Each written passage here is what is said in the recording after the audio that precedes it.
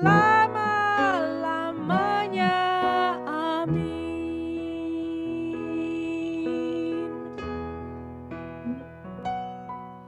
Kita yang ditebus bersaksi, jadi kuat tambah iman pada Yesuslah. Puji dan kemuliaan, ungkapan terima kasihku, milik Tuhan selama-lamanya, milik Tuhan selama-lamanya, milik Tuhan selama-lamanya. Amin.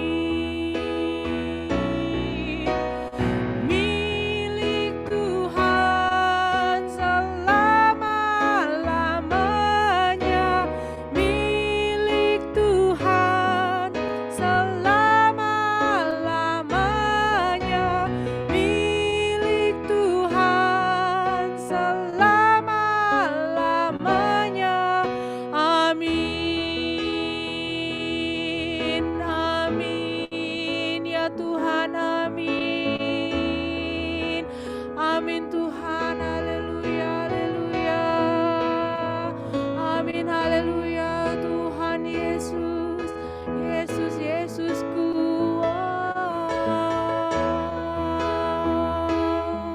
Amin, haleluya, haleluya, haleluya, haleluya. Tuhan Yesusku, haleluya, haleluya, haleluya. Tuhan, Tuhan Yesus, haleluya, haleluya, haleluya, haleluya, haleluya, haleluya, haleluya, haleluya. Amin Tuhan Yesus, haleluya, haleluya.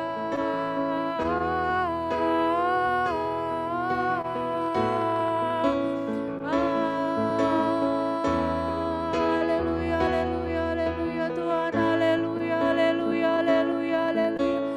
Amin Tuhan Yesus, haleluya, haleluya, haleluya. Amin, amin. Puji kepadamu ya Tuhan Yesus, haleluya ya Tuhan Yesus, gunung batu kami ya Tuhan Yesus. Ya Tuhan Yesus, ampunilah segala dosa kami ya Tuhan Yesus, yang kami buat ya Tuhan Yesus dalam pikiran perkataan kami ya Tuhan Yesus. Ampunilah dosa kami ya Tuhan, ampunilah dosa kami. Ya Tuhan Yesus, kami mohon kepadamu, berikanlah kepada kami yang hadir di Zoom ini ya Tuhan Yesus, yang mau mengikuti evangelization training ini ya Tuhan, latihan untuk penginjilan ya Tuhan, supaya kau berikan ya Tuhan hati yang terbuka, dapat mendengarkan sabdamu ya Tuhan melalui para speaker kami ya Tuhan Yesus dengan baik. Dan juga kami mohon ya Tuhan, supaya para speaker kami, Brother Soeharto dan Brother Vincent ya Tuhan, berikanlah ya Tuhan kekuatan kepada mereka, dapat mewartakan kabar baik-Mu ya Tuhan sesuai dengan kehendak-Mu.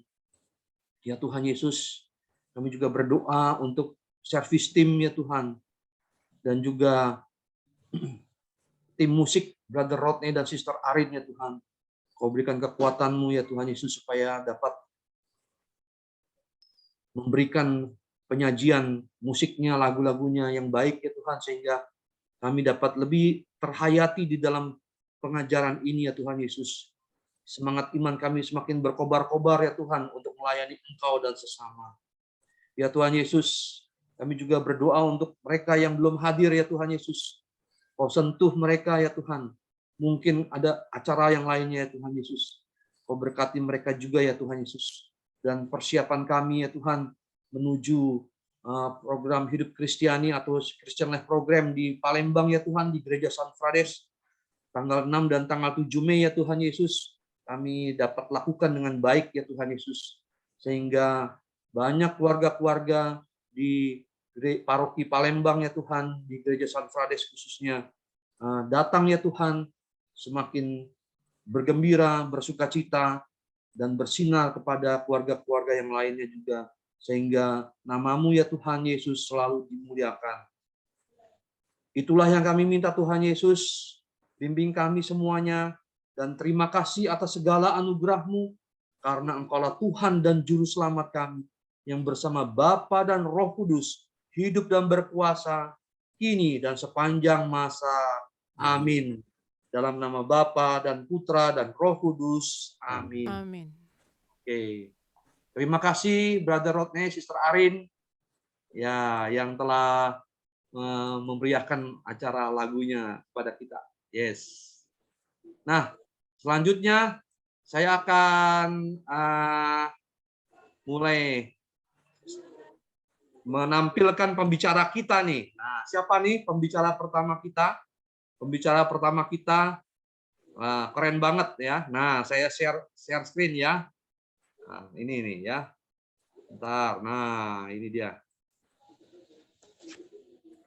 Nah, sudah kelihatan, brother and sister? Nah, pembicaranya ini, ya topiknya itu amanat agung. Ya, amanat agung. Siapa pembicaranya? Bartolomeus Soeharto. Ya. Bartolomeus. Nah, ini Bartolomeus tuh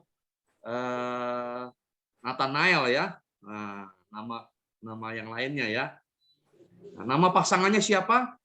Sister Ririn Dian Lentari. Ya, anaknya 2 orang, yaitu Marcella yang tertua kali ya, lalu Mikael ya, adiknya ya. Alamatnya di Kelurahan Bacang, Pangkal Pinang.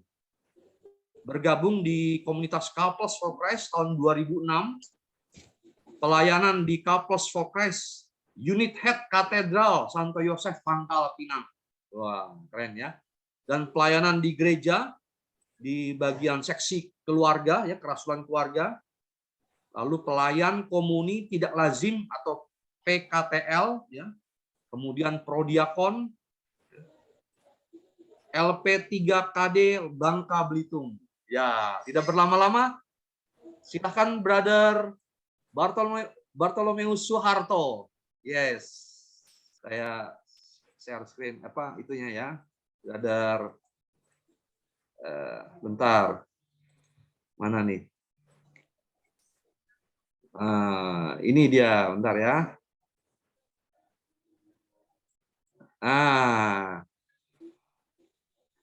Silakan brother.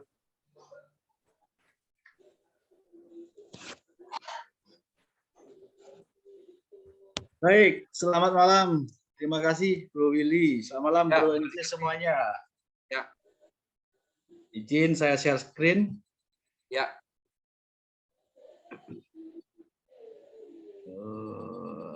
Iya.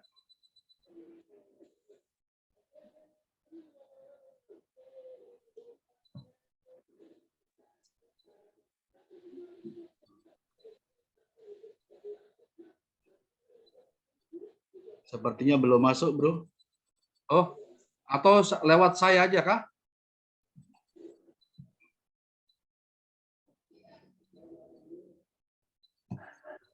Oke, sepertinya belum masuk. Izin sebentar.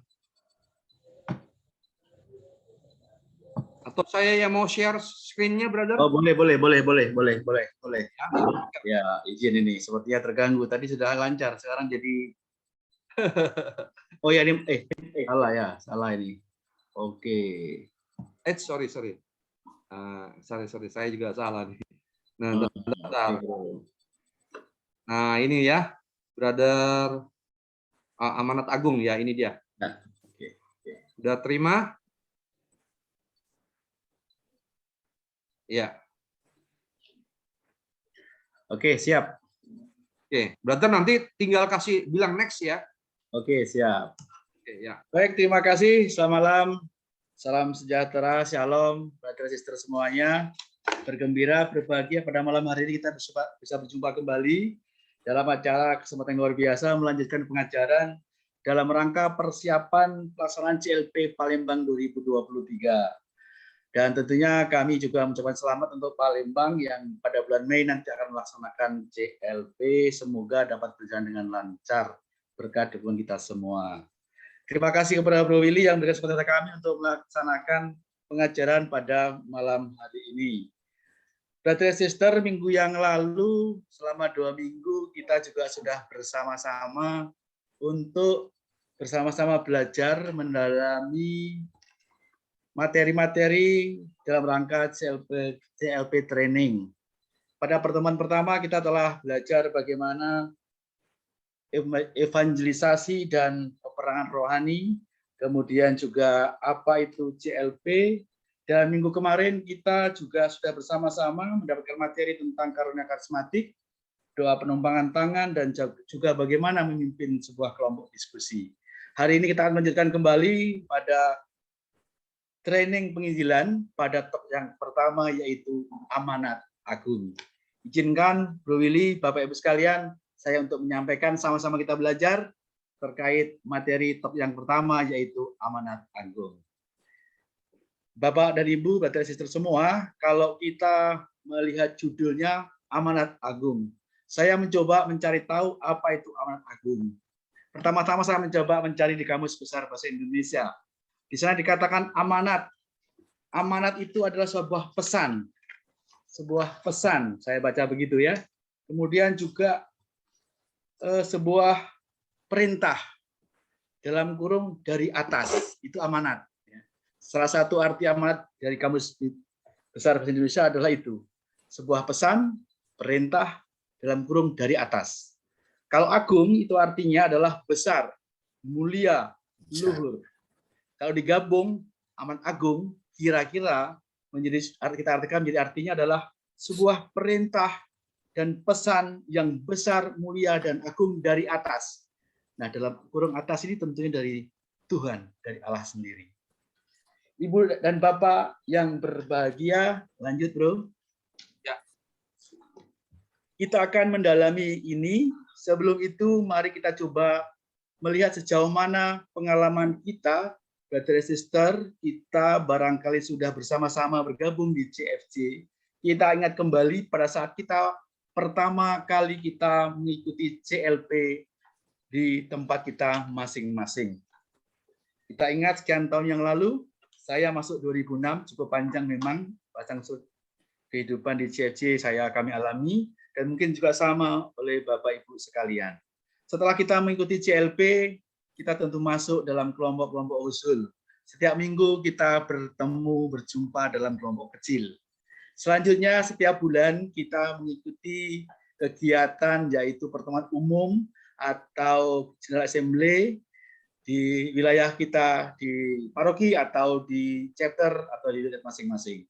Seperti itu. Selanjutnya kita mengikuti berbagai program pembinaan di CFC kita tercinta, baik itu kegiatan yang harus kita laksanakan berjenjang selama 3 tahun, dan juga barangkali kegiatan-kegiatan pembinaan lainnya, kegiatan seminar, kegiatan pembinaan lainnya yang melibatkan teman-teman kita, tidak hanya satu komunitas, tapi juga di seksi keluarga, kemudian juga di KBG atau di Kering atau di lingkungan yang tidak menjadi anggota kita ajak bergabung dalam kegiatan-kegiatan seminar, keluarga, kegiatan-kegiatan lainnya di CFC kita. Ibu dan Bapak, tentu itu semua kita lakukan sebagai sebuah perjuangan untuk juga membawa orang-orang kepada Kristus untuk meluaskan kerajaan Allah. Demikian Ibu dan Bapak. Maka Ibu dan Bapak, kita semua di dalam CFC tidak hanya melakukan kegiatan yang internal, kita juga harus keluar menjangkau keluarga-keluarga yang lain. Dan kebahagiaan tidak hanya untuk diri kita, pribadi kita, tetapi juga untuk keluarga-keluarga yang lain. Dengan demikian kita bisa membawa mereka bersama-sama di dalam kehidupan menggereja. Ibu dan Bapak sekalian, kehidupan Kristen yang mengarah pada tindakan dengan pewartaan menjangkau pasangan demi pasangan dapat membawa mereka kepada suatu hubungan pribadi yang hidup dengan Kristus. Ibu Bapak, mari kita juga ingat apa misi dari CFC kita. Lanjut, Bro.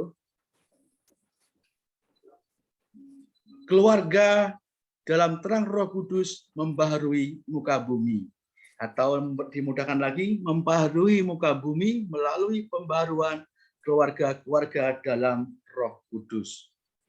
Kita tentu ingat sebuah lagu, utuslah rohmu ya Tuhan, dan jadi baru seluruh muka bumi. Tentunya lagu ini bukan sekedar lagu diciptakan atau dibuat oleh para pencipta lagu terdahulu. Dengan inspirasi tentunya dari kitab suci. Dan ini selaras dengan visi kita di CFC. Dengan terang Roh Kudus, keluarga-keluarga membaharui muka bumi.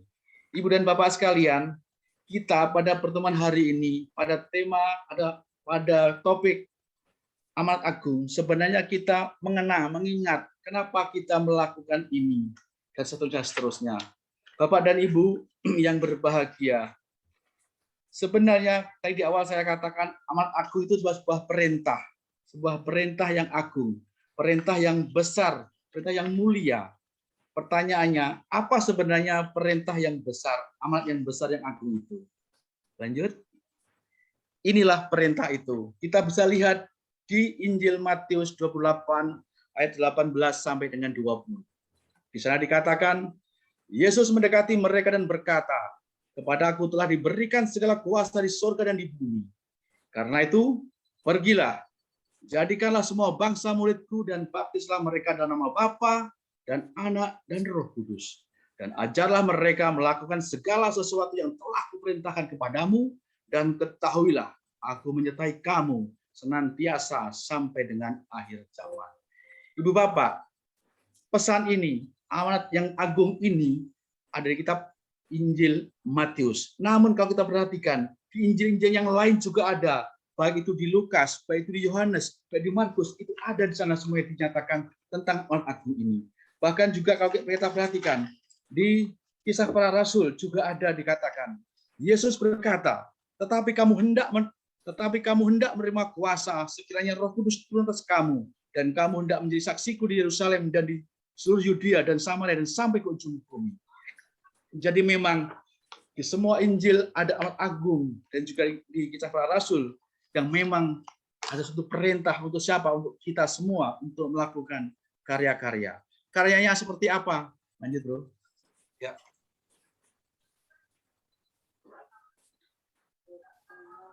Amanat agung yang begitu agung tadi bukan semata-mata karena Yesus yang mengucapkannya atau karena merupakan pesan perpisahan terakhir Kristus. Namun karena berita tentang pengorbanan Yesus untuk menebus dosa dunia adalah berita yang sangat penting dan inti dari segala pembicaraan. Ibu dan Bapak, memang kita disuruh untuk mewartakan kabar sukacita, tapi berita tentang Yesus yang adalah sang penebus dunia itu yang paling penting, inti dari segala pembicaraan kita. Kita tentu ingat bahwa kita telah memperoleh rahmat penebusan atas dosa-dosa kita. Apalagi kita yang sudah dibaptis menjadi seorang beriman Katolik, kita mendapat rahmat pengampunan atas segala dosa kita. Kita diampuni segala dosa kita, dan kita memperoleh yang namanya tiket untuk masuk surga. Nah, itu semua kita pertahankan. Dan tidak cukup di diri kita, tapi ini juga kita sampaikan kepada orang lain, pada keluarga-keluarga, baik yang belum Katolik, belum Kristen, maupun juga pada keluarga-keluarga yang sudah Kristen. Karena sebenarnya belum tentu semua warga Kristen, warga Katolik, sungguh menikmati, sungguh tahu arti pentingnya bagaimana Yesus yang telah berkorban untuk manusia. Ibu dan Bapak, ini amanat agung ini adalah sebuah kerinduan dan isi hati Allah terhadap dunia ini. Dalam amanat agung ini ada dua hal yang disuruh, yang diperintahkan untuk kita semua, yaitu yang pertama untuk pemberitaan Injil, menyampaikan kabar sukacita Injil kepada semua orang sampai ke ujung bumi. Dan yang kedua adalah pemuritan. Jadikanlah mereka murid. Begitu. Lanjut. Misi sedunia adalah kehendak Allah. Oleh karena itu setiap orang Kristen harus terlibat dan mengambil bagian dalam tugas agung ini. Roh Kudus yang akan memampukan gerejanya untuk menaati amanat agung ini. Ibu dan Bapak yang dikasihi Tuhan. Lanjut, Bro.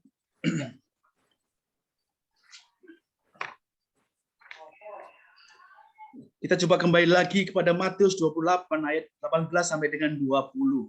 Satu persatu coba kita lihat ayat demi ayat. Ayat yang 18 kita baca bersama. Yesus mendekati mereka dan berkata, "Kepadaku telah diberikan segala kuasa di surga dan di bumi. Kepadaku telah diberikan segala kuasa di surga dan bumi. Sebuah otoritas yang Allah berikan, yang Bapa berikan kepada Tuhan Yesus sendiri. Segala kuasa di surga dan di bumi. Jadi ada kuasa yang Allah berikan kepada Tuhan Yesus. Ayat 19, karena itu pergilah, jadikanlah semua bangsa muridku.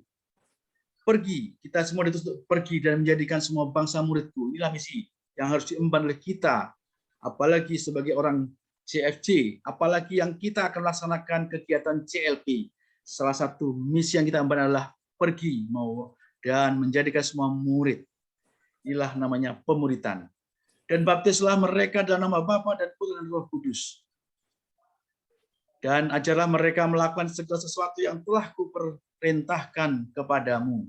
Nah, fokusnya adalah ini, melakukan pembaptisan dan mengajar, mewartakan kabar sukacita Injil. Dan ketahuilah, aku menyertai kamu senantiasa sampai kepada akhir zaman. Ini kepercayaan kita, iman kita. Kita yakin dan percaya bahwa Tuhan tidak hanya memerintahkan, tidak ada menyuruh, tidak ada hanya sekedar memberikan pesan, tetapi konsekuensinya, ini dia, Allah sendiri akan menyertai kita. Maka segala kesulitan dalam perjalanan kita mewartakan kabar sukacita, kita tidak usah gentar, tidak usah takut. Memang dalam pertemuan pertama kita kemarin terkait dengan peperangan rohani, kita sudah belajar bagaimana kekuasaan setan, bagaimana kegelapan, bagaimana kuasa gelap itu menghantui, menyertai, menghalangi niat baik kita. Pada saat kita melakukan CLP, banyak saja halangan-halangan. Jangankan kita sudah pada hari hanya, persiapannya pun hari ini barangkali juga belum bisa hadir karena pekerjaan, karena capek, ada yang sakit sedikit-sedikit tidak masuk ke link Zoom kita, dan banyak lagi ada yang lupa. Kuasa kegelapan selalu hadir, selalu menyertai, menghinggapi diri kita, terutama di tim service, sehingga dengan demikian setan, iblis, kuasa-kuasa yang menghalangi kita, mencoba untuk menekan kita, para tim service, sehingga kalau bisa jangan laksanakan CLP. Dihantui dengan ketakutan, nggak ada orangnya, sedikit, sulit, sudah lama nggak ada CLP, sudahlah, apalagi kemarin kan COVID, sudahlah, nanti macam-macam halangan untuk membuat sebuah CLP. Setan, iblis, kekuasaan kegelapan akan menghantam kita. Namun Tuhan hari ini dalam Matius bab 28 ayat 20 dikatakan, aku akan menyertai kamu senantiasa sampai akhir zaman. Artinya janji ini pun buat oleh Tuhan juga pada saat kita akan buat CLP nanti. Tentu bukan serta-merta kita sudah berjuang, kita juga tetap berdoa, mohon pertolongan Tuhan agar segala rencana kita bukan karena kehendak kita, namun sungguh-sungguh ini semua juga kehendak Bapa. Dengan demikian, semoga perjalanan kita menuju CLP nanti mendapat berkat, mendapat perlindungan, dan sungguh-sungguh Tuhan nyertai. Roh Kudus memberkati kita, mengingatkan kita, melawan semua musuh-musuh yang akan menghalangi perjalanan kita menuju CLP nanti, baik itu kemalasan, baik itu sakit, baik itu kuasa-kuasa lain yang membuat kita lupa untuk melaksanakan kegiatan ini. Cukup panjang waktunya dari hari ini Februari, 17 sampai dengan bulan Mei, tentu banyak saja halangan. Namun kita yakin dan percaya, kalau kita yakin, kita beriman bahwa Tuhan Yesus dan Roh Kudus menyerang kita, memimpin kita, semua bisa kita halau. Semoga. Lanjut, bro. Nah, Bapak Ibu sekalian, sadar penginjilan adalah sebuah pekerjaan yang tidak kecil. Pekerjaannya sangat luar biasa. Dan semoga ini sudah menjadi gaya hidup, jalan hidup kita. Artinya sungguh dari diri kita, bukan keterpaksaan, semangatnya dari dalam. Bukan karena disuruh oleh chapter head, bukan karena Pak Kun yang minta menjadi tim service, namun sungguh-sungguh karena sudah dari hati kita membawa kabar sukacita penginjilan itu kepada orang lain. Bahwa CLP adalah untuk tim keluarga Katolik. Kita yakin dan percaya masih banyak keluarga-keluarga yang perlu pencerahan, banyak keluarga-keluarga yang perlu pendampingan. Maka ini sebuah perbuatan, sebuah kegiatan yang tidak kecil, tetapi kegiatan besar yang membutuhkan pengorbanan dari banyak pihak, terutama tim service. Dan ini adalah sebuah gaya hidup kita. Kalau kita mulai dari diri kita, semuanya bisa jalan. Semoga. Lanjut.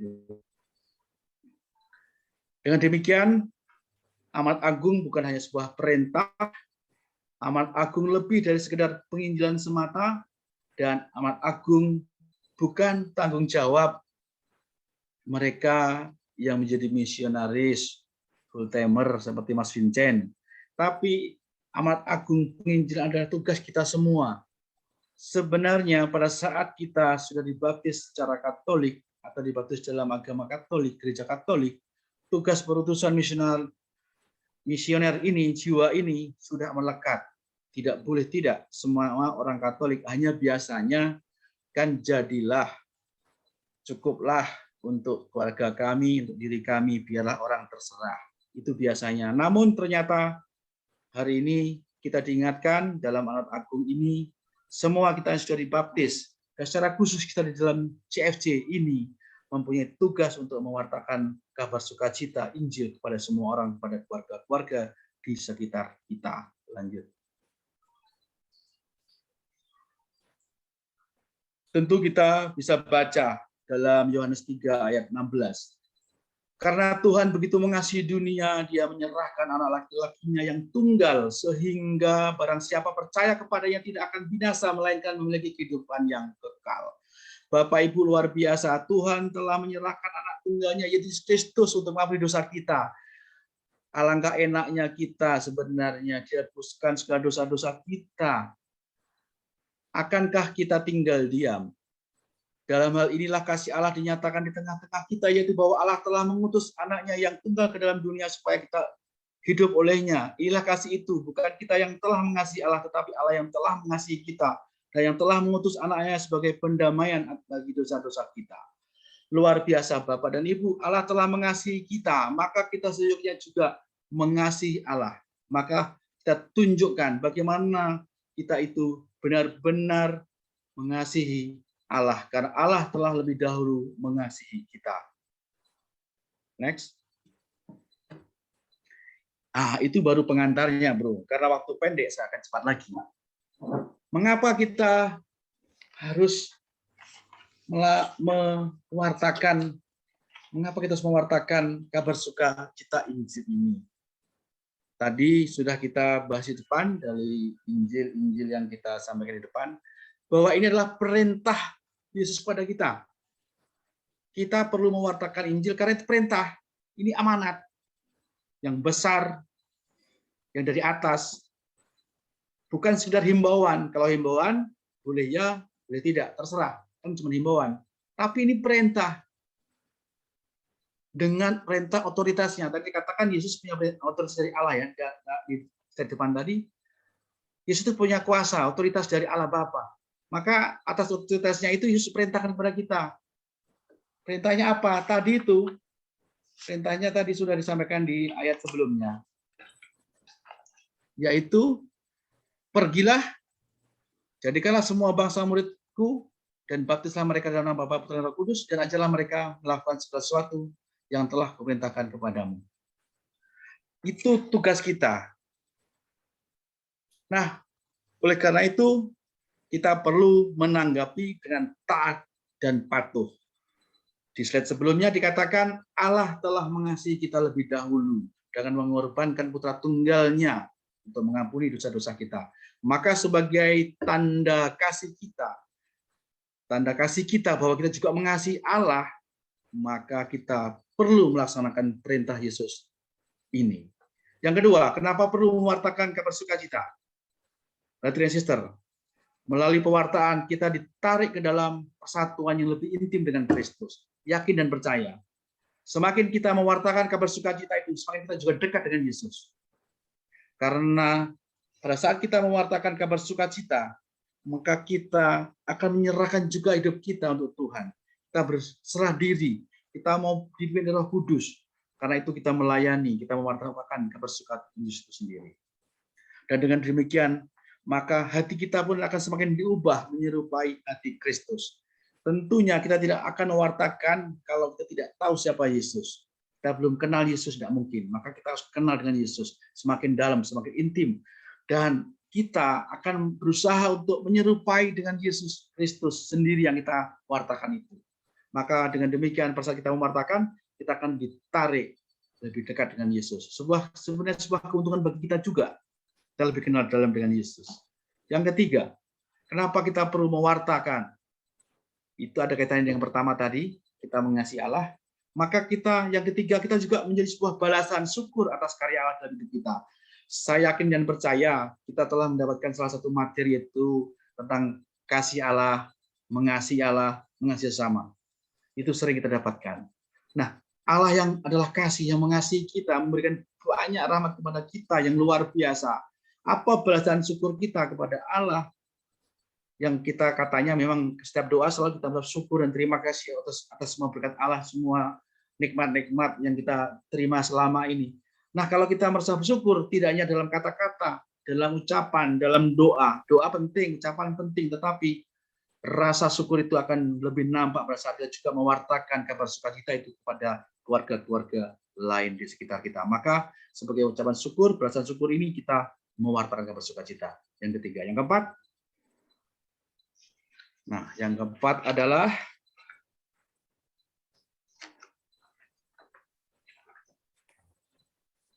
ternyata dunia saat ini membutuhkan kabar gembira dan membutuhkan kita. Ibu dan Bapak, di mana-mana kejadian bencana saat ini terjadi.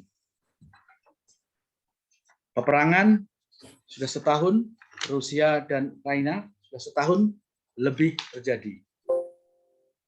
Kemudian bencana-bencana lainnya, bencana alam terjadi. Baik di luar negeri, baik di dalam negeri, terjadi bencana-bencana dari hari ke hari.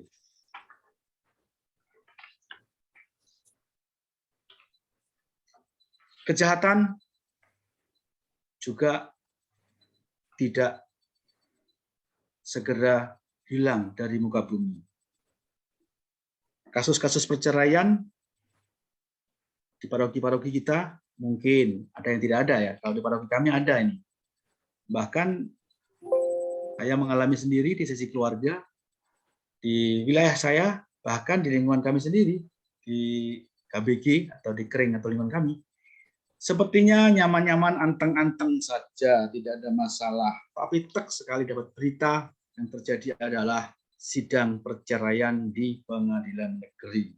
Dan ini bukan satu, tapi dua di wilayah saya. Mungkin di wilayah lain, di paroki-paroki lain juga mengalami yang sama. Diam-diam ternyata tahu-tahu ada masalah. Banyak keluarga-keluarga mengalami kesepian. Kemiskinan juga masih terjadi di dunia ini. Kasus pembunuhan di TV tiap hari masih beritanya muncul terus. Bapak dan Ibu, pemecahan masalah sosial ini, masalah kemanusiaan ini tidak henti-hentinya dan tidak pernah berhasil. Satu berhasil, yang lain tumbuh dan banyak kegagalan terjadi. Maka sebenarnya tidak ada satu atau tidak ada yang lainnya yang mampu menjawabnya. Hanya Tuhan Yesus yang mampu menjawab, mencari solusinya. Kemudian yang berikut, ancaman terbesar bagi Kekristenan zaman sekarang adalah humanisme, sekuler, dan komunisme. Barangkali kita masih ingat bagaimana komunisme di Indonesia, walaupun mungkin sudah tidak kelihatan lagi karena sudah ada program pemerintah dan seterusnya, namun ancaman itu masih ada. Di Indonesia atau di wilayah kita mungkin tidak terlalu besar, tetapi di tempat lain masih. Kemudian yang berikut, gereja diserang baik dari dalam dan luar. Ibu dan Bapak, kalau dari dalam mungkin kita juga mengalami sama-sama orang gereja, sama-sama orang Katolik. Rambut boleh hitam sama, tetapi hati bisa beda. Bisa jadi gontok-gontokan internal itu bisa terjadi, bahkan di satu komunitas juga. Apalagi dari luar, membuat izin mendirikan gereja susah, mau ibadah di gereja susah. Ini tantangannya. Maka oleh karena itu dunia membutuhkan kabar gembira melalui kehadiran kita. Yang berikut adalah yang kelima, kehidupan Kristiani seharusnya dipenuhi dengan semangat dan sukacita. Bapak dan Ibu yang berbahagia, kalau di poin 5 ini kalau kita perhatikan, sungguhkah kehidupan Kristiani di lingkungan kita dipenuhi dengan semangat dan sukacita? Jangan-jangan menjadi orang Katolik, menjadi orang Kristen, ini terpaksa ke gereja, yang penting hadir hari Minggu, 1,5 jam, setelah itu pulang, selesai. Tidak menegur kiri kanan, tidak menegur siapa yang di depannya, tidak menegur yang ditemui di halaman gereja. Yang penting datang ke gereja, selesai. Tidak ada semangat, kebersamaan, sukacita. Yang penting, nah ini karena seolah-olah ke gereja adalah sebuah kewajiban, bukan kebutuhan. Kalau dia tidak mendapatkan sesuatu di gereja, maka dia mungkin akan malas ke gereja. Nah, bagaimana kita bisa mewujudkan kehidupan Kristiani yang dipenuhi dengan semangat dan sukacita kalau kita tidak hidup dalam komunitas? Oleh karena itu, hidup evangelistik penting untuk pemenuhan diri. Mungkin ada banyak kebutuhan-kebutuhan teman-teman kita, keluarga-keluarga Katolik lain yang mungkin tidak tersampaikan, tidak didapatkan dari tempat-tempat yang lain. Barangkali melalui CLP nantinya, melalui komunitas CFC nantinya, itu dapat dipenuhi. Setidak-tidaknya hidup bersama dalam komunitas, bersukacita, melakukan pujian-pujian, penyembahan, dan lain sebagainya, melakukan karya-karya aksi sosial lainnya yang mungkin tidak didapatkan di kelompok lain. Mungkin dengan seminar-seminar yang kita berikan, mungkin dengan aksi sosial yang kita lakukan, mungkin dengan kegiatan MER, mungkin dengan kegiatan pelatihan pembinaan keuangan keluarga, mereka mendapatkan kebutuhan pemenuhan itu. Oleh karena itu, perlu dilakukan kegiatan ini. Sehingga ada sukacita besar dalam membawa Kristus kepada sesama. Itu yang nomor 5. Yang nomor 6, di dalam misi ini ada pilihan kekal bagi semua orang. Pilihannya adalah,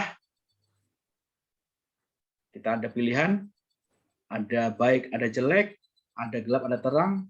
Kita bebas memilih. Kita diberi oleh Tuhan kehendak bebas untuk memilih. Kita tidak boleh abu-abu.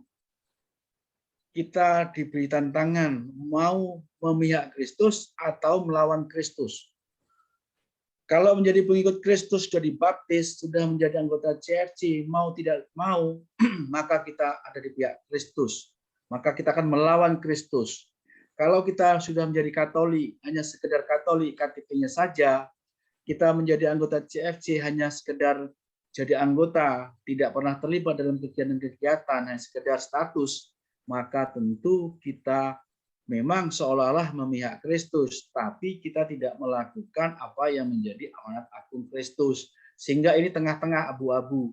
Harapannya mulai kapanpun juga, mulai saat ini kita semua diingatkan bahwa kita harus jelas, kita harus memberi kontribusi melaksanakan amanat agung, tidak abu-abu, walaupun memang kita diberi kehendak bebas memilih, tidak ikut juga tidak apa-apa, tidak aktif di CLP juga tidak apa-apa. Tapi kalau kita sudah diberi amanat oleh, kalau tadi amanat agung oleh Yesus, diberi amanat oleh chapter head atau oleh unit head untuk melaksanakan CLP sebagai tim service, mari kita dengan tegas memilih bahwa kita ada di pihak Kristus, kita akan melaksanakan misi untuk melaksanakan pewartaan bagi keluarga-keluarga di sekitar kita. Lanjut.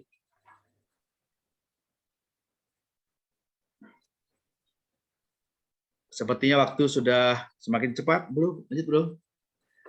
Bapak Ibu sekalian, semua orang Kristen dapat menjadi pewarta, tidak perlu talenta khusus. Yang penting ada 3 kualitas yang kita miliki, yaitu iman, mengasihi Allah, dan mengasihi sesama. Untuk poin iman, karya evangelisasi tergantung pada tindakan Allah. Jika bukan Tuhan yang membangun rumah, sia-sialah usaha yang orang membangunnya. Jika bukan Tuhan yang mengawal kota, sia-sialah pengawal berjaga-jaga.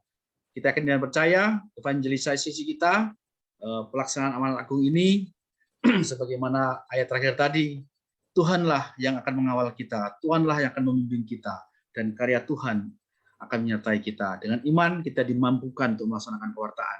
Mengasihi Allah yang kedua, kualitas dasar yang penting untuk kita miliki. Tujuan hidup kita, orang Kristen, salah satu adalah mengasihi Allah. Itu yang menyatakan bahwa kita ada di mana, keberadaan kita di mana. Kalau kita tidak mengasihi Allah, dipertanyakan, betulkah kita seorang Kristen? Nggak mungkin orang Kristen, orang Katolik tidak mengasihi Allah. Tentunya kita juga ingin melihat orang lain memenuhi keberadaan mereka, yaitu untuk mengenal, mengasihi, dan melayani Allah. Maka sebaiknya tidak untuk diri sendiri saja kita mengasihi Allah. Kita ajak orang lain juga, teman-teman kita, keluarga-keluarga lain untuk juga mengasihi Allah. Dan itu dapat diekspresikan melalui doa, membaca kitab suci, persekutuan, pelayanan, sehingga dapat menjadi inspirasi bagi orang banyak. Yang ketiga adalah mengasihi sesama. Allah telah mengasihi manusia melalui Yesus. Oleh karena itu, Yesus yang sudah menghapus dosa-dosa kita melalui kebangkitan, melalui kematian dan kebangkitannya, ingin juga tidak hanya kita yang Katolik, tidak hanya yang menjadi anggota CFC, tapi semua orang itu Yesus harapkan juga diselamatkan. Maka sekali lagi, semua kita, semua orang Kristen boleh menjadi pewarta, tidak usah harus pastor, suster. Melalui iman, mengasihi Allah, dan mengasihi sesama, 3 kualitas dasar yang penting dalam kita melakukan pewartaan. Lanjut. Bagaimana dengan kita? Kita diminta untuk mengasihi sesama seperti diri sendiri. Kita ingin semua orang mengalami pembaharuan hubungan dengan Kristus seperti yang kita alami. Bapak dan Ibu, melalui CLB tentunya kita dimulai pembaharuan. Memang dibaptis kita sudah mempunyai hubungan yang baik dengan Kristus, pasti yakin dan percaya.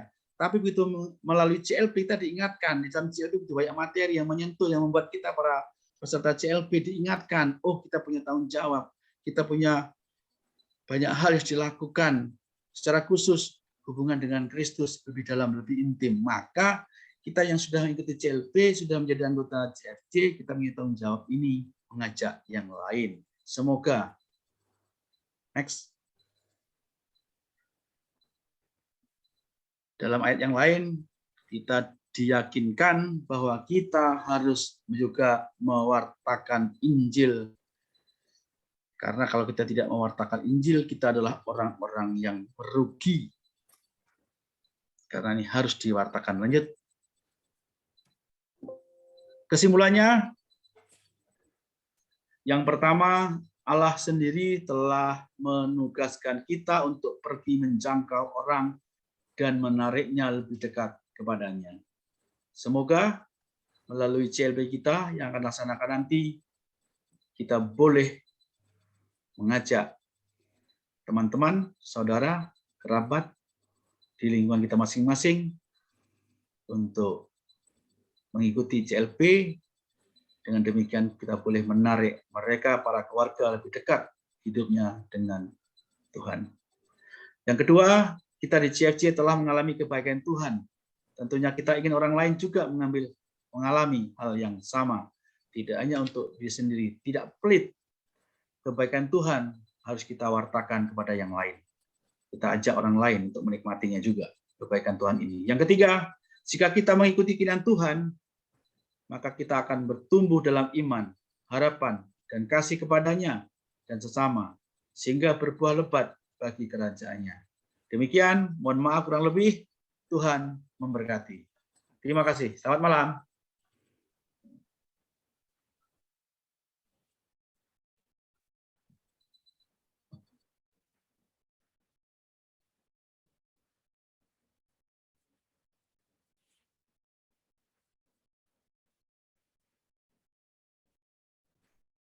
Terima kasih Bro Suharto, luar biasa penyampaiannya. Salut.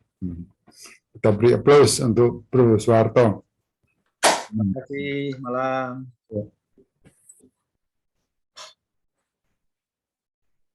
Masih di mute, Bro. Willy. Oh ya, selanjutnya kita nyanyikan, dengarkan lagu pengendapan nilai supaya supaya hati kita lebih mendalami, menghayati nilai-nilai tadi ya yang amanat agung tadi. Silahkan Brother Rodney.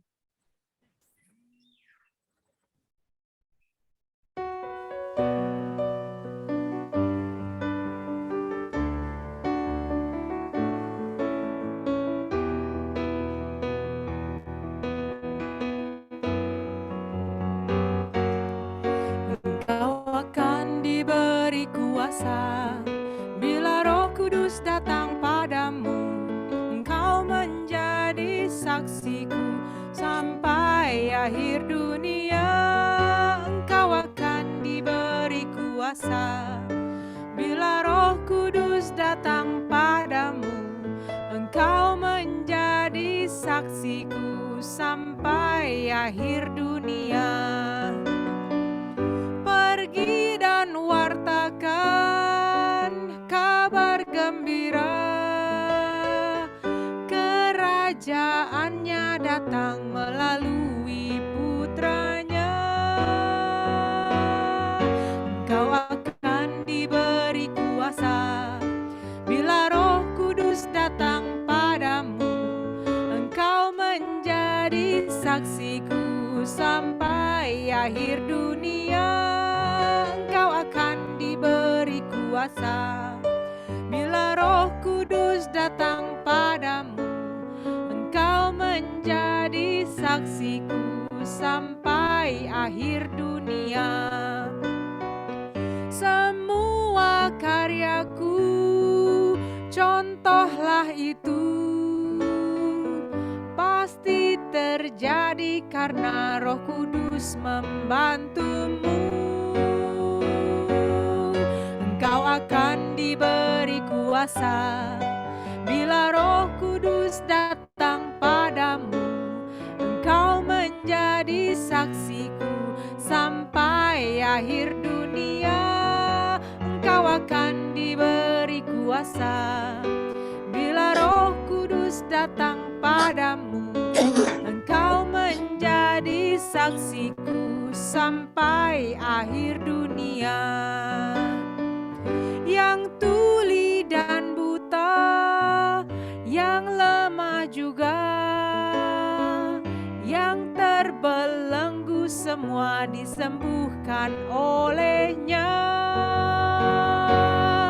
Engkau akan diberi kuasa bila Roh Kudus datang padamu. Engkau menjadi saksiku sampai akhir dunia. Engkau akan diberi kuasa bila Roh Kudus datang padamu. Engkau menjadi saksiku sampai akhir dunia.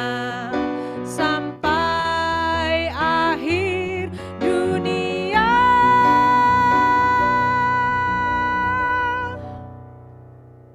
Oke, terima kasih Sister Arin dan Brother Rodney.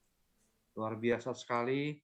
Nah, teman-teman, selanjutnya kita mau masuk lagi pembicaraan yang kedua nih, ya.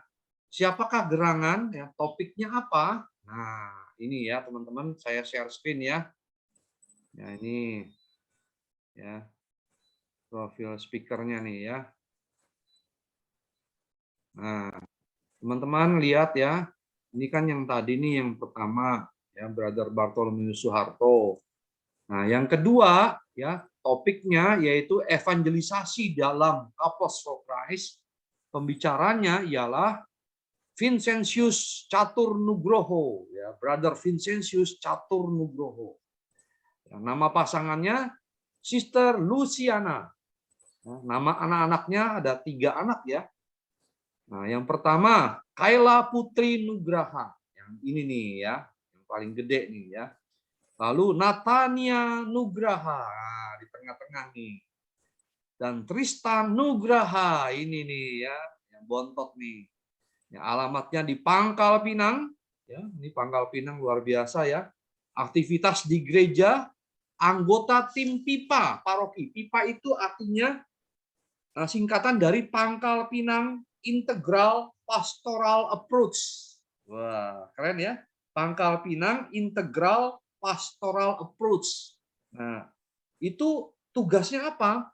Perpanjangan tangan pastor paroki, menyampaikan kebijakan paroki kepada umat di lingkungannya, dan sebagai partner pastor paroki dalam membawa rencana kerja pastoralnya, dalam membuat rencana kerja pastoralnya. Wah, itulah ya anggota tim pipa paroki ya. Aktivitas di Couples for Christ, full-time worker Couples for Christ Pangkala Pinang, ya.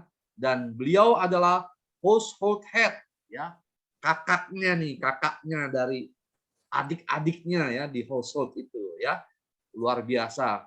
Nah, tidak berlama-lama, saya persilahkan Brother siapa? Vincent panggilannya, ya, Brother Vincent. Ya, saya itu ya, saya slideshow dulu ya. Nah, orangnya mana nih? Nah, ini dia nih, ya. Nih, Vincent ya, Brother Vincent.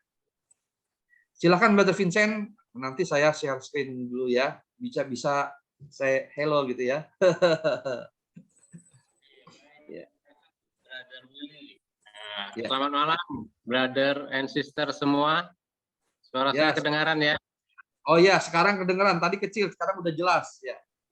Kecil ya, oke. Oke. Apa kabarnya, brother dan sister? Semoga baik semua ya. Ya, luar biasa, baik, thank you. Nah, ini saya share screen ya. Oke. Untuk talk-nya dia. Nah, ini ya. Nih. Oke, sudah kelihatan ya, brother? Sudah. Ya, oke. Silakan, brother. Oke. Baik, sekali lagi selamat malam, brother and sister semua. Perkenalkan, malam hari ini saya menyampaikan materi evangelisasi training, topik yang kedua, yaitu mengenai evangelisasi atau penginjilan dalam Couple for Christ. Baru saja tadi disampaikan oleh Brother Suharto dalam topik yang pertama tadi. Next slide, brother. Ya. Bahwa kita diperlihatkan kepada kita semua mengenai apa dan mengapa penginjilan itu. Tadi disampaikan oleh Brother Suharto bahwa evangelisasi atau mewartakan itu adalah tugas kita sebagai pengikut Kristus. Sebagai pengikut Kristus, ini adalah tugas kita, mewartakan kabar sukacita kepada orang-orang yang kita jumpai. Mengapa kita harus mewartakan? Dasarnya adalah amanat tadi, yaitu perintah. Tuhan Yesus memerintahkan kita untuk mewartakan kabar sukacita itu. Nah, tentunya kita sebagai orang-orang yang akan mewartakan kabar sukacita itu bekal ya. Maka kita harus mengetahui bagaimana kita menginjili atau kita mengevangelisasi. Next slide, brother. Ya. Nah, sebelum kita masuk pada mengapa kita harus berevangelisasi, maka kita harus tahu dulu bagaimana cara atau bentuk-bentuk evangelisasi itu. Banyak bentuk atau banyak cara kita mengevangelisasi orang-orang. Ya.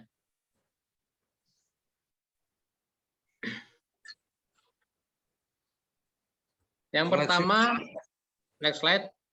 Ya. Bentuk penginjilan evangelisasi, bentuk-bentuk penginjilan yang pertama adalah penginjilan massa atau proklamasi. Ini biasanya terjadi hanya satu kali. Ditujukan kepada orang banyak, biasanya ini mengundang orang banyak satu tempat, gitu kan, dan didominasi oleh orang-orang yang terkenal. Ya. Biasanya memberikan evangelisasi ini orang-orang yang sudah dikenal oleh orang banyak.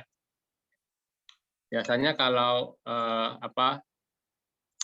karismatik biasakan mengadakan KKR gitu, mengundang pembicara yang terkenal, mereka mengumpulkan banyak orang.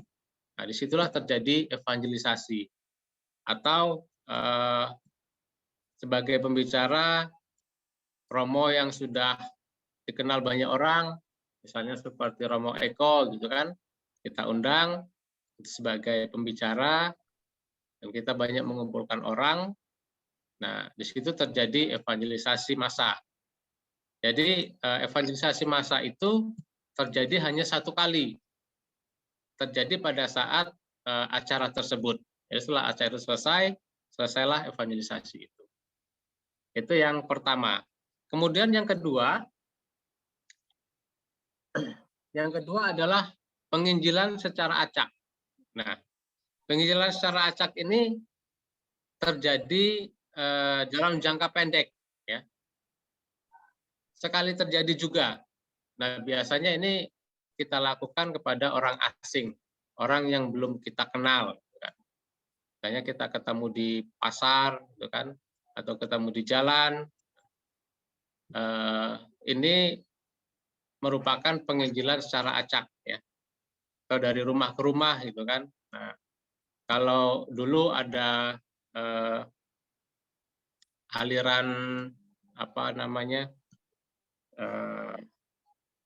salah satu saudara kita yang mereka menginjili datang ke rumah-rumah saksi Yehova, ya, itu mereka begitu semangatnya untuk menginjili, mereka berani untuk datang ke rumah-rumah, mengetok pintu, datang dari rumah ke rumah untuk memberitakan Injil pada orang yang belum kita kenal. Nah, untuk penginjilan secara acak ini jarang kita lakukan, ya. Tetapi brother dan sister, Tuhan bekerja dengan cara yang tidak kita ketahui. Maka kita hendaknya terbuka untuk tidak menutup jalan Tuhan tentunya, ya.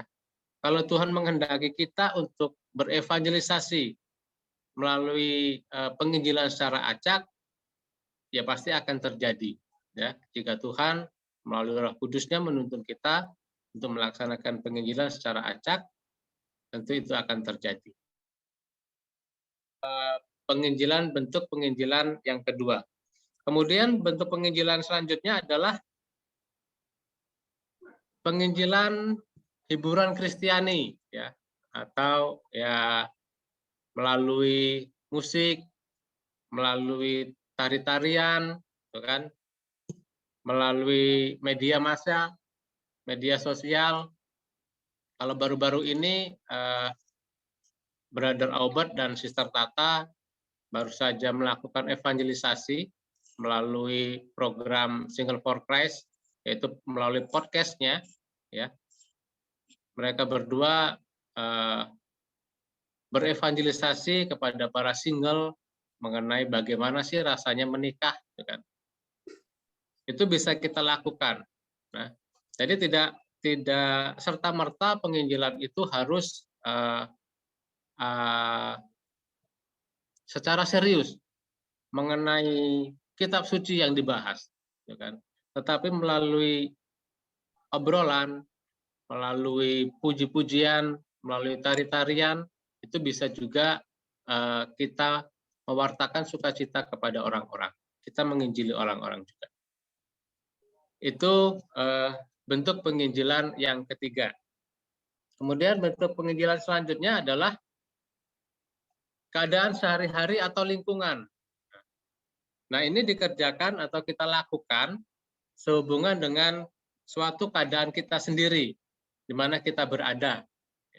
Ya, kalau kita biasa sehari-hari berada di pasar, kita sebagai pedagang, gitu kan, nah kita berevangelisasi ya di pasar, gitu kan, karena kita sering banyak berinteraksi dengan orang-orang di pasar. Atau kita di kantor, ya, bertemu dengan rekan-rekan kerja, kita pun bisa berevangelisasi, ya, melakukan pekerjaan dengan baik, gitu kan, memberi teladan yang baik kepada rekan-rekan kerja, itu pun sebagai bentuk evangelisasi. yang bekerja di rumah sakit pun bisa ya berevangelisasi melalui pelayanan kita kepada pasien, gitu kan, kepada masyarakat yang memang kita layani di tempat. Nah, dalam evangelisasi di lingkungan atau di kehidupan kita sehari-hari, ya, kita juga membutuhkan kesiapan untuk membuka diri kita menjadi lebih terbuka kepada orang yang kita jumpai. Kita juga memerlukan karunia-karunia Allah supaya kita tidak diberi kekuatan dari Roh Kudus untuk menyampaikan warta sukacita itu.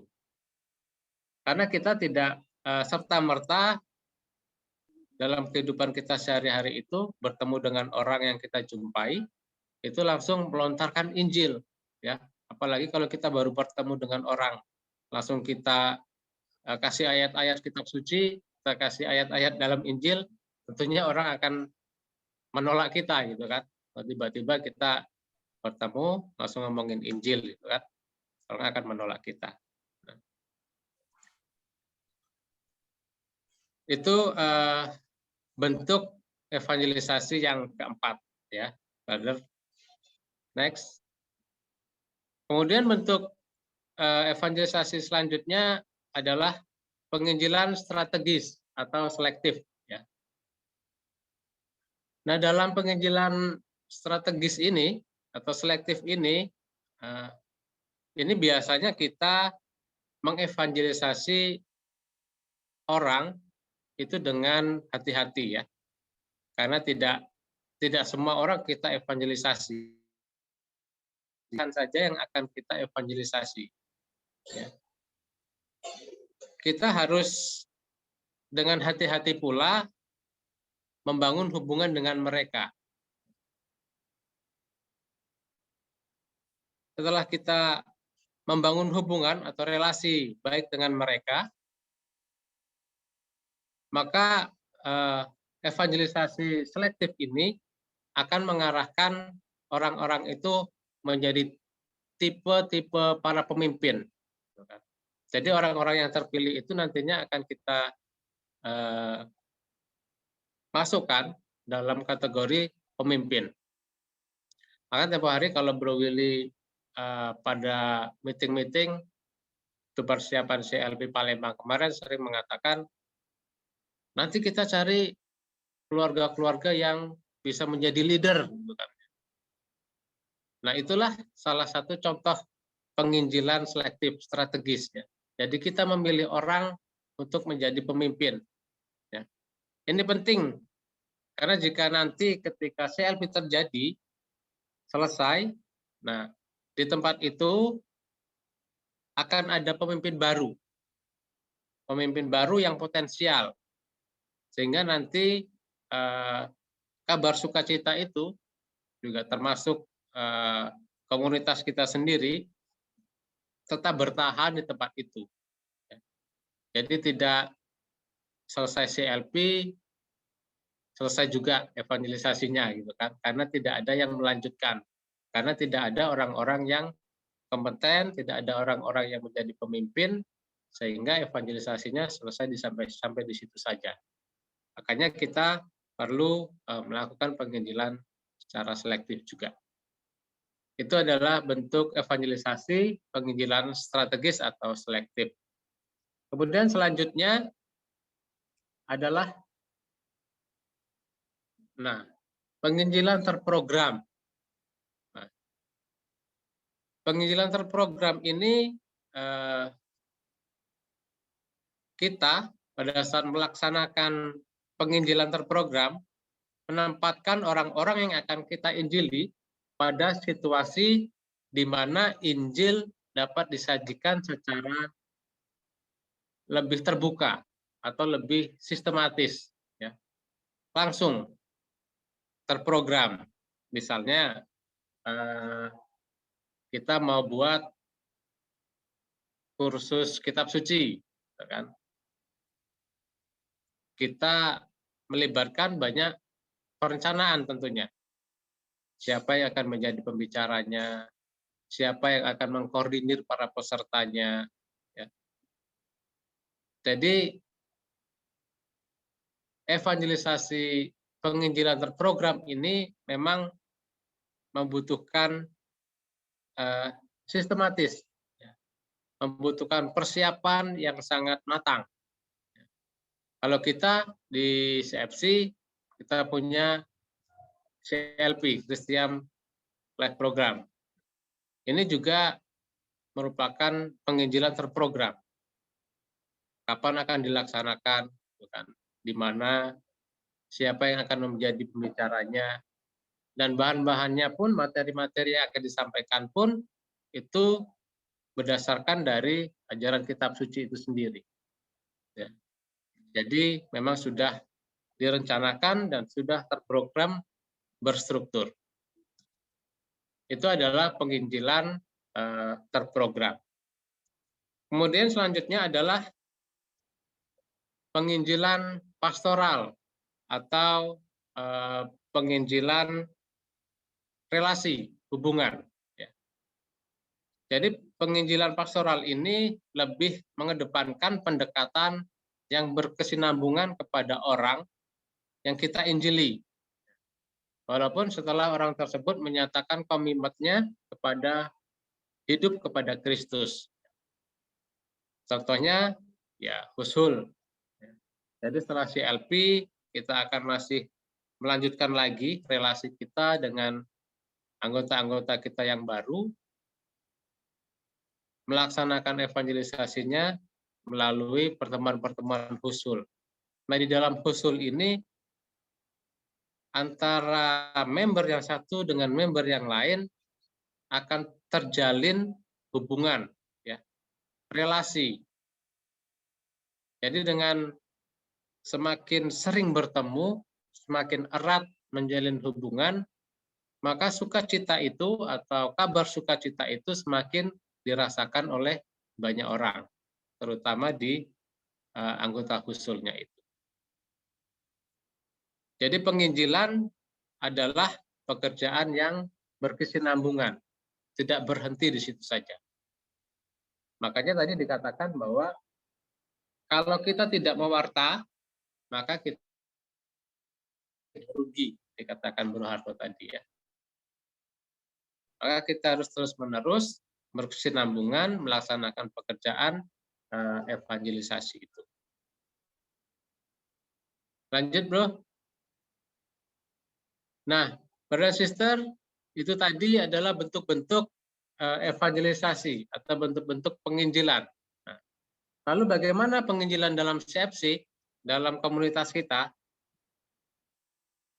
Sebetulnya dalam komunitas kita melakukan semua jenis penginjilan tadi. Ya. Tetapi dasar dari metode untuk kita sebagai member CFC dalam melaksanakan amanat agung tadi adalah melakukan setiap hari. Ya. Setiap hari di dalam kehidupan kita. Atau melakukan bentuk penginjilan lingkungan. Itu yang terpenting sebetulnya, dasar dari evangelisasi. Karena penginjilan setiap hari itu sangat-sangat akan membuat orang terkesan dengan kita. Apalagi dengan penginjilan setiap hari itu, apa yang kita sampaikan hari ini dapat kita teruskan lagi besok hari kalau kita berjumpa dengan mereka. Ya. Berkesinambungan. Maka penginjilan setiap hari ini memiliki beberapa ciri. Yaitu yang pertama, kalau kita melakukan penginjilan setiap hari, kita tidak perlu pergi ke tempat yang jauh, ya. Tetapi bisa dilakukan dalam lingkungan kita. Ya. Kita berjumpa dengan orang-orang. Nah, disitulah kita melakukan penginjilan. Dasar utamanya adalah melakukan penginjilan sehari-hari dalam lingkungan kehidupan kita. Tetapi tidak menutup kemungkinan ketika kita dibutuhkan, baik oleh gereja ataupun oleh komunitas kita harus berevangelisasi di luar tempat tinggal kita, ya kita harus siap juga, gitu kan. Karena memang sudah menjadi tugas kita. Tetapi bagaimana kita melaksanakan evangelisasi, ya evangelisasi lingkungan inilah yang sangat tepat, ya, yang dapat kita lakukan setiap hari. Kemudian tidak diperlukan pengenalan secara lengkap tentang Injil, ya. Jadi kita tidak harus mahir atau ahli kitab suci atau doktrin gereja baru kita melaksanakan evangelisasi. Tidak, ya. Cukup dengan kita bersaksi, berbagi kasih, ya, kasih Allah yang sudah kita alami dalam kehidupan kita sehari-hari, kita bagikan dengan sesama kita, itu sudah salah satu cara untuk kita mengevangelisasi. Jadi melibatkan kesaksian kita, kehidupan kita, aktivitas kita sehari-hari merupakan evangelisasi yang dapat kita laksanakan setiap hari. Lalu bagaimana cara atau sikap kita untuk melakukan penginjilan dalam komunitas kita, Couple for Christ? Yang pertama, brother sister, kita perlu membangun suatu hubungan, ya. Untuk melakukan ini kita memerlukan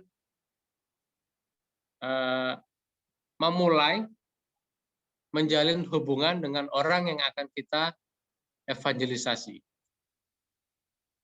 Tempatnya di mana, orangnya bagaimana, kita perlu tahu, ya. Bagaimana kita cari tahunya? Kita harus membangun hubungan yang baik dengan mereka. Dapatkan respect dari mereka, ya, daripada hanya disukai, ya. Karena kalau orang respect dengan kita, ya kita bicara apapun pasti orang akan dengar, gitu kan.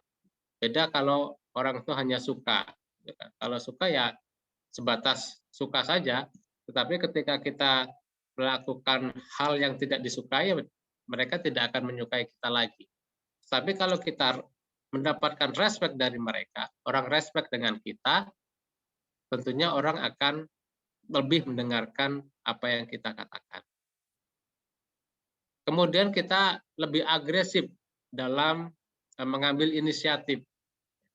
Inisiatif apa? Inisiatif untuk berbicara, menjalin hubungan itu. Jadi kita tidak menunggu orang itu datang kepada kita, tetapi kita yang lebih aktif, lebih agresif, lebih berinisiatif untuk datang kepada mereka. Ya. Kemudian kita mengajak mereka bertemu dengan saudara-saudari yang lain, ya. Saudara-saudara, sehingga tercipta hubungan yang baik, baik dengan kita sebagai evangelis maupun dengan saudara-saudari kita yang lain.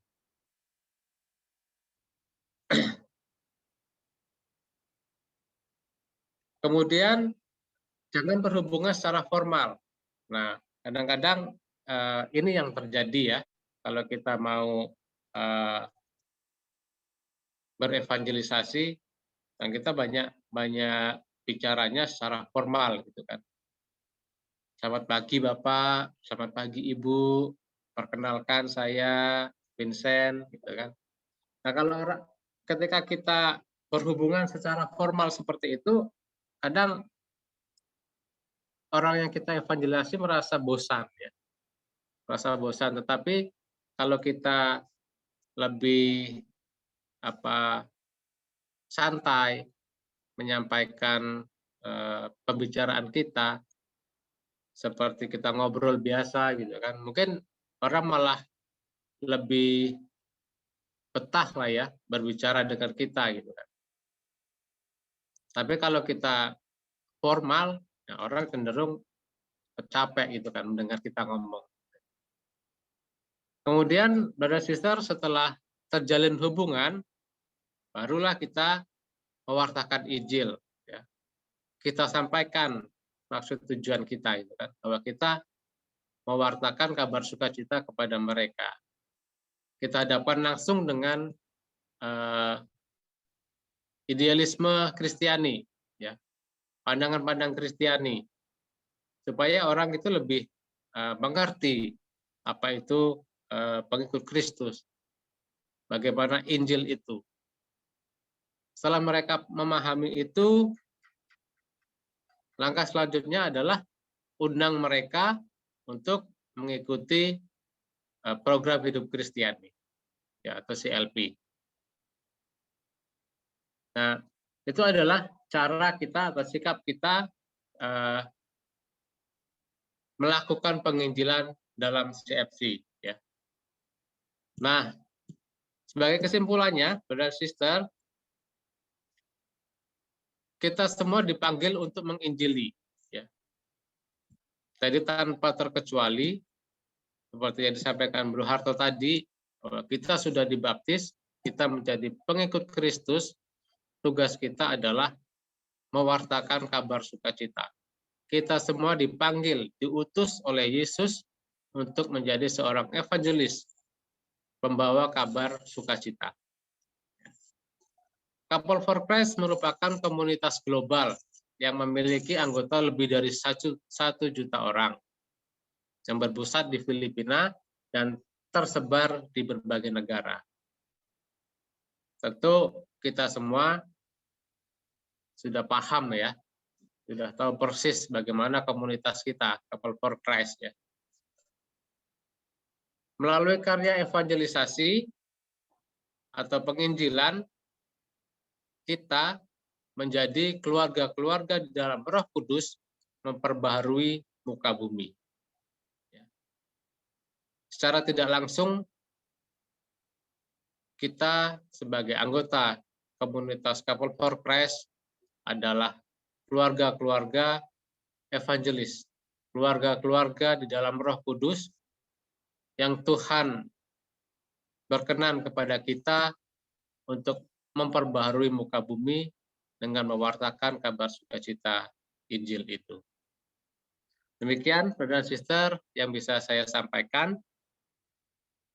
Selebihnya, saya mohon maaf jika ada yang kurang pas atau yang kurang berkenan. Terima kasih sekali lagi saya ucapkan. Saya kembalikan ke Brother Willy. Oke, terima kasih Brother Vincent. Ya, luar biasa juga. Mari kita tepuk tangan untuk beliau. Ya, keren ya. Ya, jadi semakin diperdalam ya, berikan emoji hati juga ya. Oke, terima kasih Brother Vincent. Nah, teman-teman, sekarang kita akan masuk nih.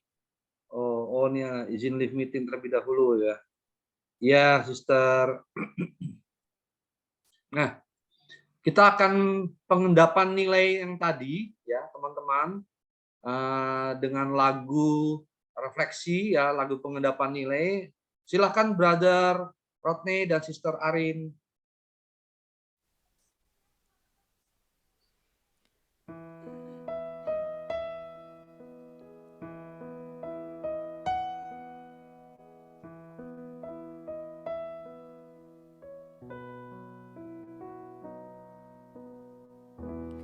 Tuhan langit dan bumi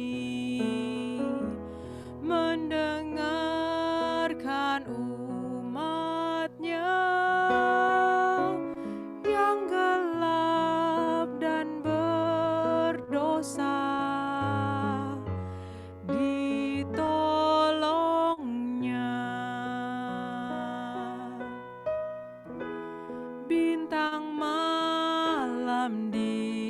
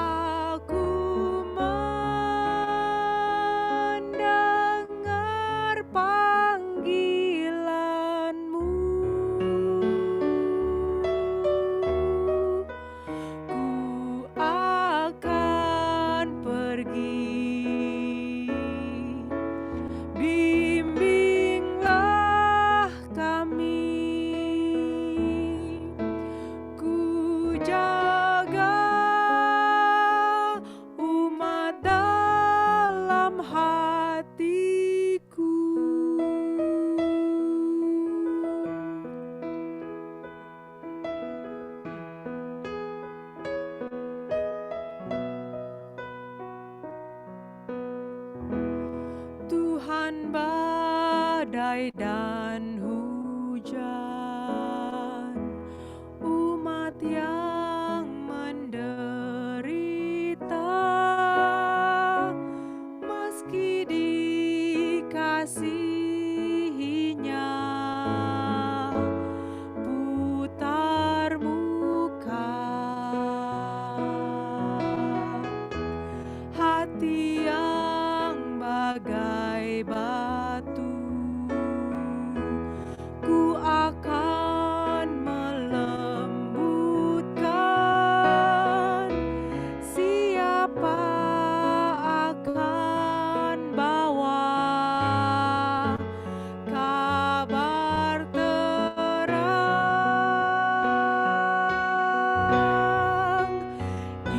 Inilah aku, kau memanggilku, aku mendengar panggilanmu.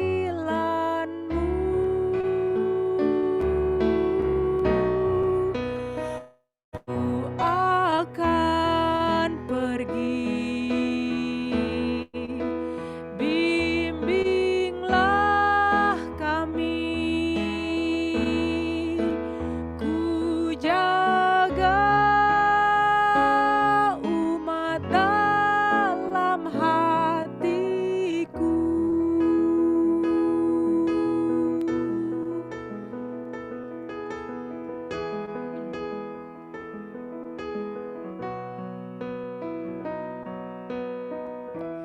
Tuhan angin dan api, menguatkan yang lemah. Ku siap mengajaknya, membantunya,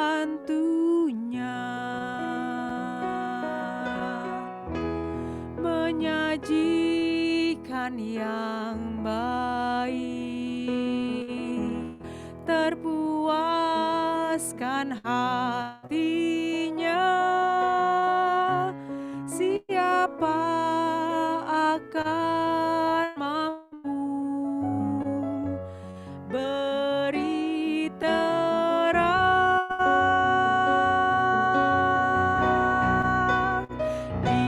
Inilah aku, kau memanggilku,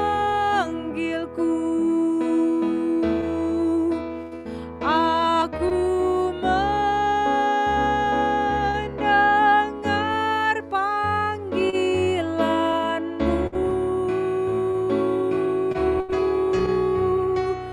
Ku akan pergi,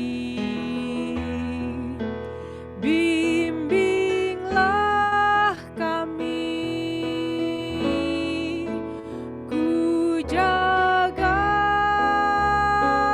umat dalam hatiku.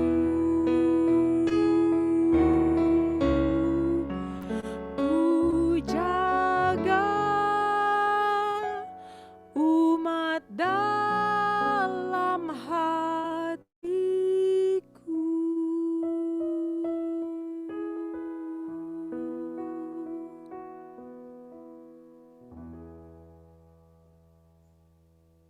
Oke, terima kasih Brother Rodney dan Sister Arin. Kita tepuk tangan ya. Wah, puji Tuhan Yesus ya.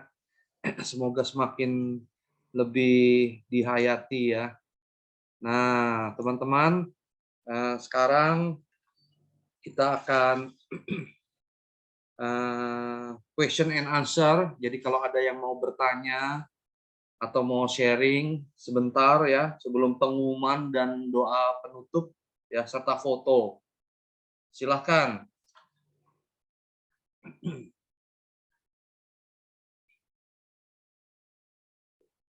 Udah semakin jelas ya, nggak ada pertanyaan ya, nggak ada sharing. Brother ini siapa dari chapter Sragen nih, Averu Effendi. Wah, luar biasa ya. Silahkan, brother. Ya, kita tunggu-tunggu nih, Mas Vero nih. Mm-mm. Ya, terima kasih. Baru bisa ini gabung. Lama Ya. nggak ada. Tadi sekilas mendengarkan dari evangelisasi tadi syarat dari Bro Vincent tadi, itu kan kalau mengajak ke komunitas itu apa? Saya mau tanya, apa itu harus Katolik? Apa mungkin Kristen boleh masuk gitu ya? Cuma itu. Agama Kristen bisa diundang untuk ikut acara CFC atau gimana itu? Oke, ya. Silahkan, brother Vincent, kalau mau jawab.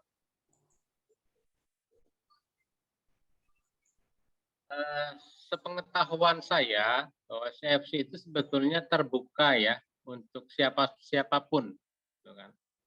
Yang pasti kita tahu tempat dan cara bagaimana kita mewartakan.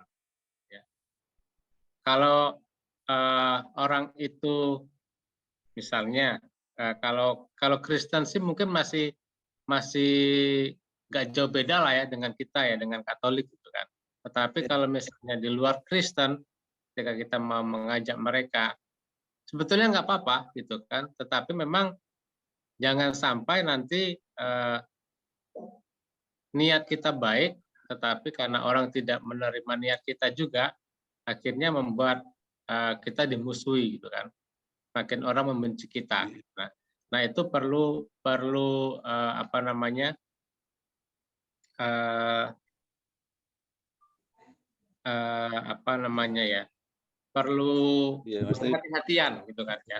Tetapi kalau mereka Kristen dan mereka berniat untuk ikut, karena kan kita nggak jauh beda lah ya, hanya mungkin beberapa saja yang membedakan kita dengan Kristen yang lain. Itu tetap kita terbuka dengan mereka. Begitu, brother. Iya, iya. Oke, jadi kemungkinan kemungkinan itu apa tuh namanya, saya juga ada baca juga kalau yang agama Kristen atau agama yang lain tuh mau hadir ya bisa aja, nah gitu loh, asal dia kan memang dari hatinya ya mau ikut nih boleh, nggak apa-apa. Justru tapi kita kabarkan juga ke tim servis kita ya, ketua CLP ya, ini ada yang beragama ini mau datang yang di luar Katolik gitu ya. Nah, jadi kita juga nanti mereka juga tahu akan bersikap yang baik ya kepada mereka, dan tentu nggak langsung ujuk-ujuk nanti dia dijadikan host leader setelah CLP, nggak gitu juga ya, kita belum bisa juga gitu ya ke situ ya, pelan-pelan gitu. Nah, nanti kalau memang dia setuju tentang mau mendengarkan di dalam perjalanan CLP-nya, terus dia ada niat belajar, nah kita bisa mengadakan katekese ya istilahnya itu ya, katekumen ya, kita belajar nantinya gitu, arahnya nanti juga ke situ, jadi murid ya kan, pemuridan. Nah, baru nanti kalau dia setuju ya kita arah masuk komunitas dibaptis gitu kan, gitu. Iya. Ada terjawab, brother? Gimana? Ya, terima kasih kan. Dulu teman saya single tuh ya Luki itu Kristen, tapi ada teman yang dulu tapi jarang pertemuan sekarang. Terus terang saya juga yang dari Semarang itu lupa tuh, yang leader saya atau yang dulu didik saya itu malah Kristen, tapi dulu ada seruingan itu kok Kristen gitu loh, dan hati ini pas ini saya tanyakan, kebetulan itu kan rencana planning kan teman-teman antar sekolah itu Kristen, wah ya masih muda-muda, apa bisa nggak misalnya besok suatu memimpi, berarti rencana planning misalnya kalau ada acara buka CLP bisa diikut enggak gitu, atau baru angan-angan itu. teman-teman yang nganter ke sekolah TK itu ada yang Kristen itu loh. Terus saya pertanyakan ini tadi. Ya. Tapi kendala yang terus terang saya dari dulu mengikuti terus. Dulu itu aktif di youth, tapi kalau CFC itu ngikuti ya Pak Kun itu yang didik terus tuh Pak Kun yang dari Jogja itu didik, saya cuma bisa mendengarkan terus ya. Nah, terus ya dalam ini makanya dalam pribadi ya wah kemarin disuruh jadi chapter Sragen, saya juga enggak secara pribadi ya belum mampu, Injil saya belum paham gitu ya, tapi ya terus terang yang CFC Sragen chapternya sudah enggak meninggal itu Pak Sukimin dulu yang sering ngajak saya ikut kemana gitu ya, kegiatan-kegiatan. Terus dalam saya bertahun-tahun lama di Sragen itu mungkin ya, itu kendala kalau mau ngajak yang Katolik sendiri itu dengan cara ajaran dengan PW PN Worship itu kan juga kadang orang Katolik kan juga Pak Willy, itu kan wah ini punya Kristen kok di Katolik gitu itu.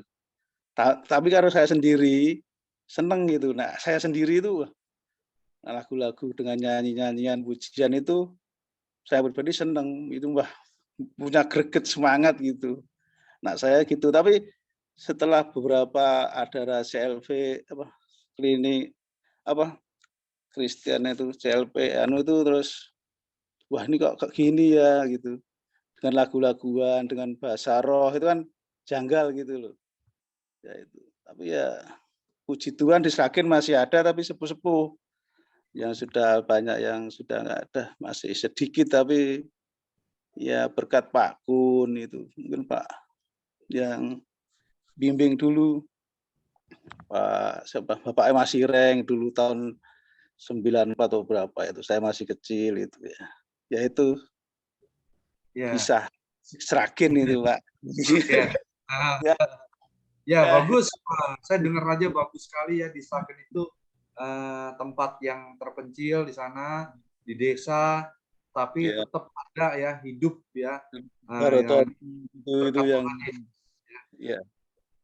Jadi terus jalan ya. Ya. Oke, nah sekarang yang berikutnya ini ada lagi yang mau sharing, silahkan.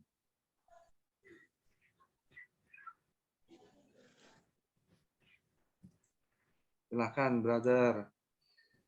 Kalau mau sharing. Dari Purworejo, Pak Felix, Mbak Felix. Ya. Bro Felix, Purworejo ya. Oh, Felix Purworejo. Ya. Jawa Tengah itu Mas, Jawa Tengah.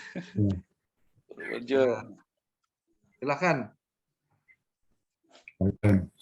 Bagaimana sharing, mau sharing setelah mengikuti acara tadi, ada pertanyaan atau ada hal yang menarik menurut Brother Felix di Purworejo? Silahkan sharing, berbagi juga apa yang menariknya di mana.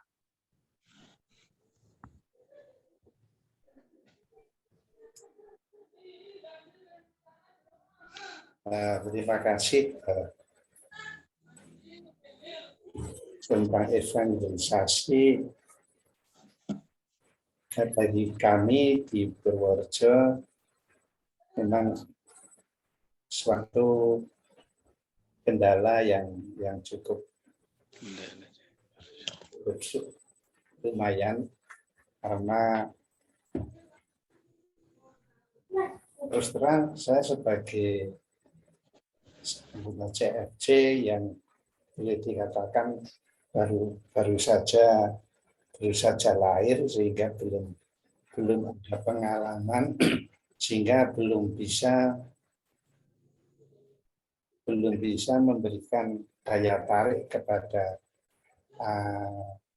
umat yang lain, khususnya walaupun ya sesama Kristen, sesama Katolik, namun saya belum bisa menemukan kiat-kiat bagaimana untuk bisa memberikan atau menjadi daya tarik atau menjadikan daya pikat bagi sesama Kristen yang lain dalam satu paroki. Sehingga dari itulah yang jadi kendala sehingga sampai dengan saat ini dikatakan perkembangan CFC di paroki kami di Purwosari itu statis gitu, perkembangannya amat sulit gitu. Perkembangannya amat sulit.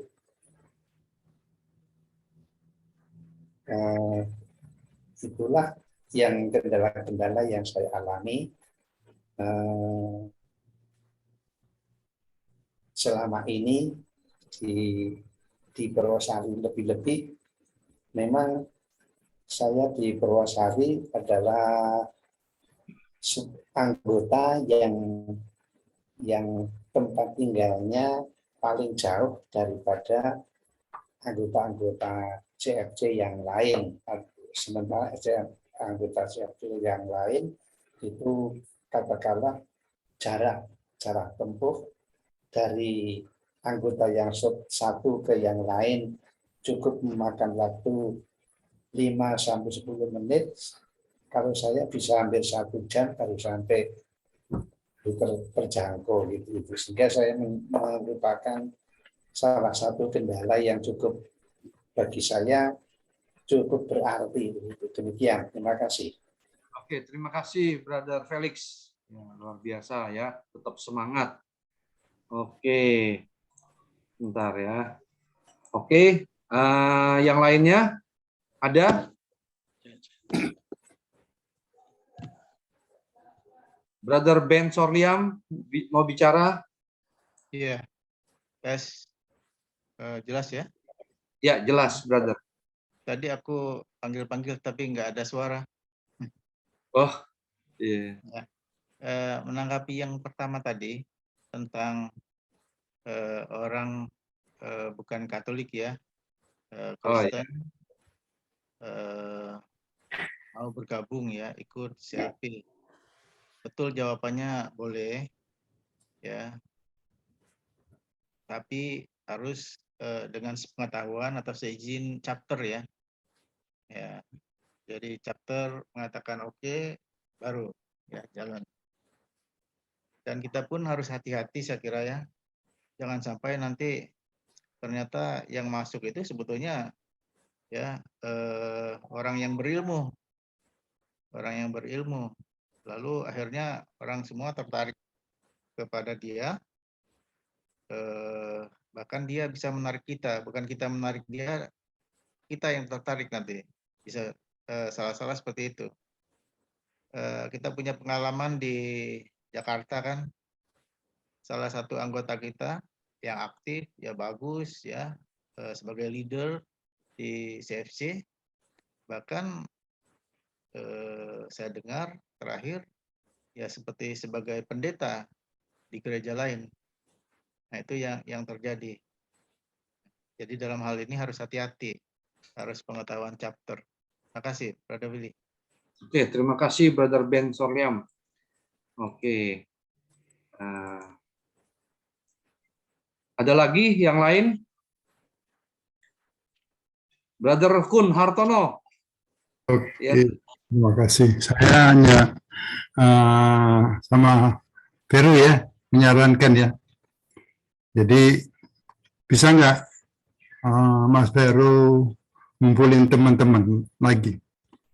Aku nanti tak datang. Ya. Ya, ini kemarin sudah dari Solo Pak Gun. Kemarin sudah dari Pak Sidaki ke Sragen. Kumpul berapa? Terus? Kumpul sekarang itu. Ini gimana? Pandemi ya. Apa rencananya apa? Rencana progresnya? Progres kemarin. Enggak, progresnya apa gitu. Progresnya CFC Sragen ini mau apa gitu. Sudah kumpul ini masih bangunkan yang lama nggak bertemu, kita kumpul dulu Pak. Ya, udah. Ya. Udah terus ada Terus apa? Habis itu ada Belum. prosesnya apa? Terus ada komitmen, kesepakatan apa setelah pertemuan itu? Ya? Sebulan sekali kumpul usulnya. Ah, Usulnya ah. Udah dibentuk baru lagi. Sudah. ya Ya. Bagus. sudah. Udah dibentuk baru lagi, terus diberikan penyegaran kembali, ya, penyegaran kembali pada mereka, tema-tema dari CFC terutama tentang evangelisasi training nih, menggugah mereka kembali, semangat kembali lagi untuk melakukan CLP gitu, ya kan. Nah, melakukan CLP seperti tadi dikatakan, kita harus fokus ke parki kita. Nah, kita masing-masing masa nggak ada yang punya kenalan ya ataupun melihat potensi ya. Nah, kalau kita melihat potensi melalui kelompok tadi, kita tulis nama-nama yang menjadi target sasaran ya, kan kita harus memilih tadi kan strategik, harus milih oh si ini ya, masing-masing punya pilihan yang mau deketin. Nah, setelah sudah punya pilihan, mempunyai niat, komitmen untuk mendekati relasi yang kita tuju tadi. Ya, gitu. Jadi mungkin target CLP-nya 6 bulan akan datang. Tapi sudah mulai dirintis dari sejak komitmen udah kita kumpul-kumpul, kita membuat CLP lagi, siapa yang menjadi sasaran tembak kita, itu udah mulai siapkan. Setiap pertemuan dievaluasi lagi. Bagaimana perkembangan teman kita yang sasaran tembak tadi, sudah ada apa, gitu ya. Jadi kita melalui program evangelisasi training ini kita coba diaplikasikan, diterapkan ya, baik di Seragen maupun di Purwosari ya, terutama Pak Felix ya, Pak Felix kita untuk masuk di Purworejonya, di kotanya kan. Kalau Purwosari kan di kecamatannya kan. Jadi kita masuk ke Purworejo. Pas di situ Romo Herman yang dari Purwosari kan udah kenal banget tuh. Udah kenal CFC ya, langsung kita mendekatkan Romo Herman, mau bla bla bla bla, kita ngajukan proposal membuat CLP di Romo ya. Jadi pasti Romo Herman membuka.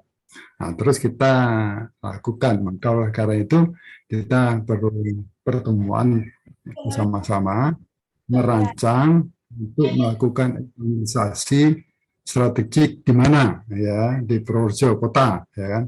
Dan mungkin juga evangelisasi baru lagi karena sudah pada sepuh-sepuh kan, udah lama, udah sebelum pandemi sampai sekarang, apalagi selama pandemi teman-teman pada tiga senior dari Seragen kan sudah dipanggil Tuhan kan.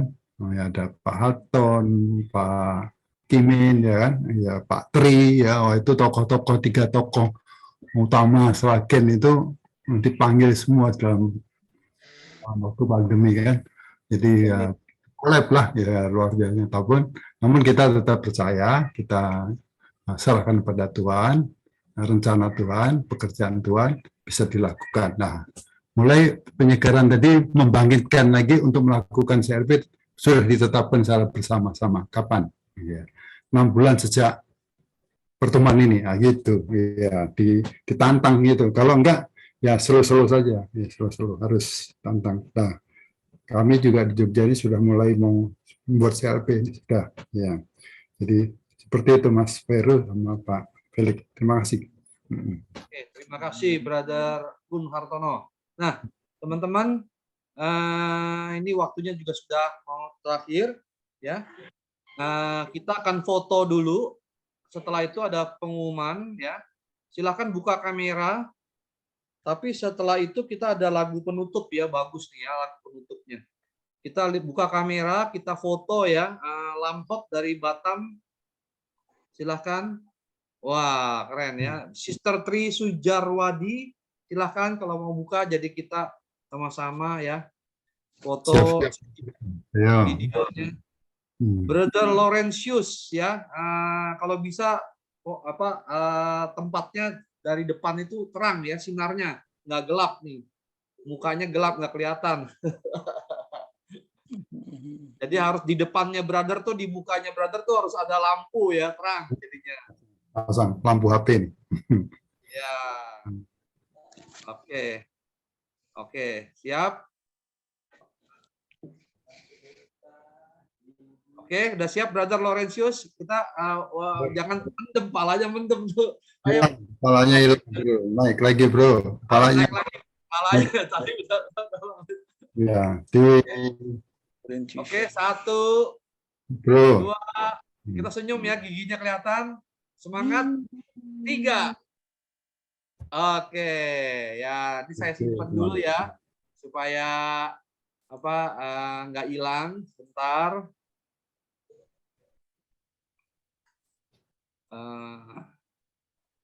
Bentar ya. Nah, untuk yang berikutnya teman-teman ada pengumuman nih. Pengumumannya ialah untuk rapat panitia CLP Palembang Gereja San Frades ya. Itu tanggal 24 Februari 2023 pukul 7:30 ya. Itu 24 Februari itu hari Jumat. Februari itu hari Jumat ya, hari Jumat. Ya. Jadi perkembangannya itu Brother Darwis Kusanto sudah terima suratnya, tanggapannya dari Brother Alex Gosianto, Dewan Direktur Nasional CFC Pusat ya. Brother Pria Utama, Ketua Seksi Kerasulan Keluarga Paroki Palembang Gereja San Frades juga sudah terima, termasuk lampiran dari videonya, karena nanti Romo Amirullah SCY, Kepala Paroki di Gereja San Frades itu akan diminta membawakan talk 2, yaitu siapakah Yesus Kristus. Jadi nanti videonya, bahan materinya, pembicaranya juga sudah disiapkan. Jadi nanti disampaikan juga kepada ketua dewan parokinya sama ketua SKK-nya untuk disampaikan kepada beliau ya, karena ini Romo Amirullah ini proseduran ya, harus lewat prosedur, nggak bisa langsung japri begitu ya. Memang Romo itu beda-beda ya. Nah itulah makanya kita harus pandai-pandai ya membina hubungan kan. Nah tadi tuh strategi caranya kan yang dijelaskan oleh Brother Vincent tadi ya, bagus ya. Hanya itu aja ya, pukul 7:30 hari Jumat ya. Tolong diagendakan di masing-masing gadgetnya dan saling mengingatkan ya, link Zoom-nya sama kayak kita ini. Oke, yang berikutnya kita coba untuk doa yang dipimpin oleh Brother Ben Sorliam. Silahkan Brother Ben Sorliam doa penutup. Kemudian nanti kita lagu penutup. Silakan Brother Ben Sorliam. Baik, brother and sisters, kita tutup kegiatan kita ini dengan doa. Di nama Bapa dan Putra dan Roh Kudus. Amin. Tuhan Allah yang Maha Kasih, kami aturkan syukur dan terima kasih kehadirat-Mu pada malam hari ini. Kami boleh kembali mengikuti training, mempersiapkan diri kami masing-masing untuk CLP di Palembang.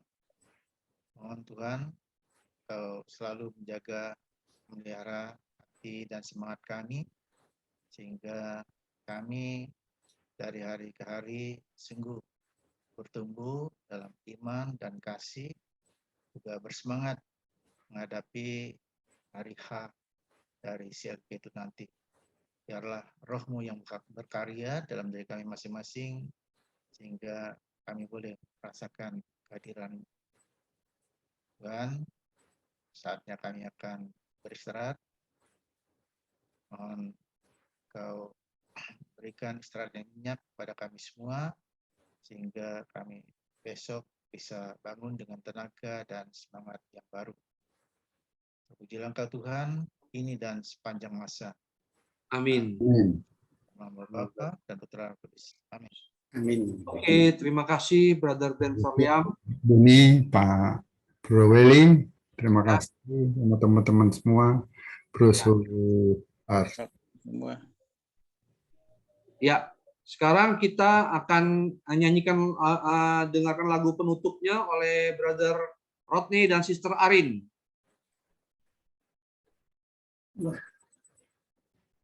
Our God. Ya.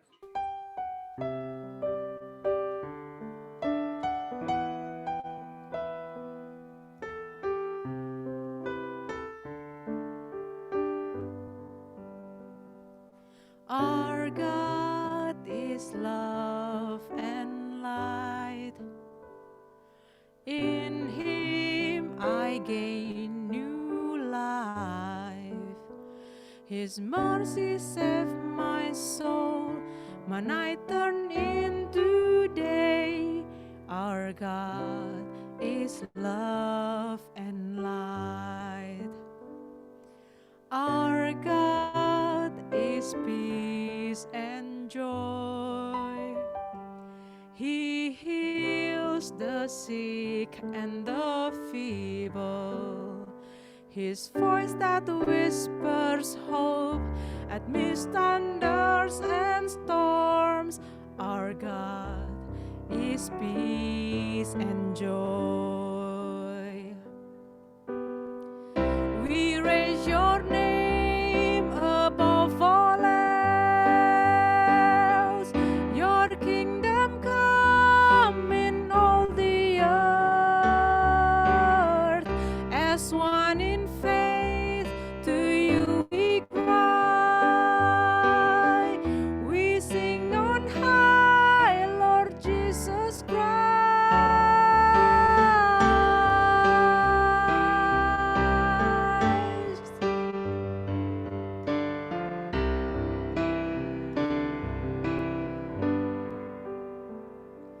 No scale can measure His grace. We're blessed with all His ways. Above my sins and fears, beyond what's known to fate, our God, His love remains. We raise your name above all else. Your kingdom come in all the earth. As one in faith, to you we cry.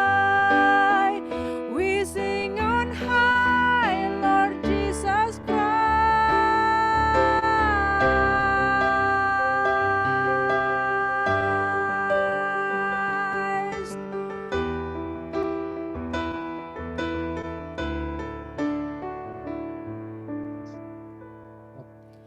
Our God is now and then.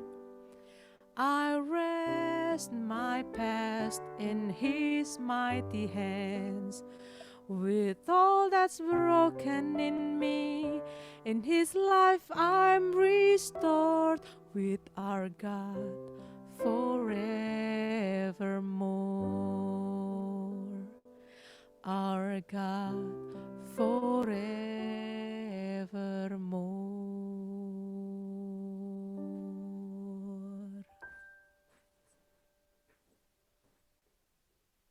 Terima kasih Brother Rodney dan Sister Arin. Ya, beliau ini